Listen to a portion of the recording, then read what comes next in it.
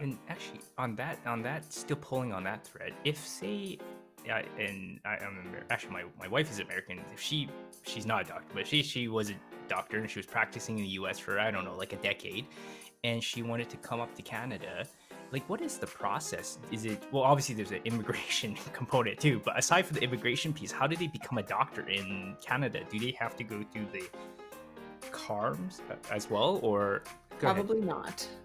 Most of the time, we would recognize US licenses because their training is similar enough to ours, and for the most part, that we know we're very familiar with the caliber of their universities. They actually have a lot more variation in the caliber of their medical schools. Canada has much more consistency across the board of how well we train physicians. They have some really strong, excellent schools and some less strong schools and training programs.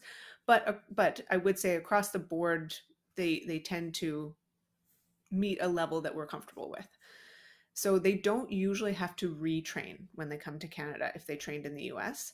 It's more a recognition of their training. So they need to apply for a license, which is done at the provincial level. So they have to apply at whatever province they want to go and work in and have their training reviewed by that college in that province. And that's going to cost them, thousands of dollars. It takes time. There are a few provinces now that are fast tracking that for US physicians. I think there's four, and don't ask me which four because I don't remember, but Ontario is one of them. And so, our biggest province is one of the ones that is fast tracking US. It's not where I live, so I don't, I hesitate to advertise that Ontario is accepting them when I don't believe my province is one of the top ones for fast tracking yet. But there are several provinces that will fast track U.S.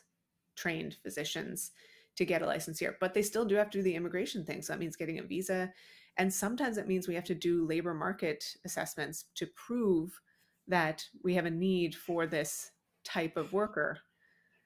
And that means you have to post a position and prove that no Canadians filled it, even though Health Canada is the one that produced the report saying we're 23,000 family physicians short.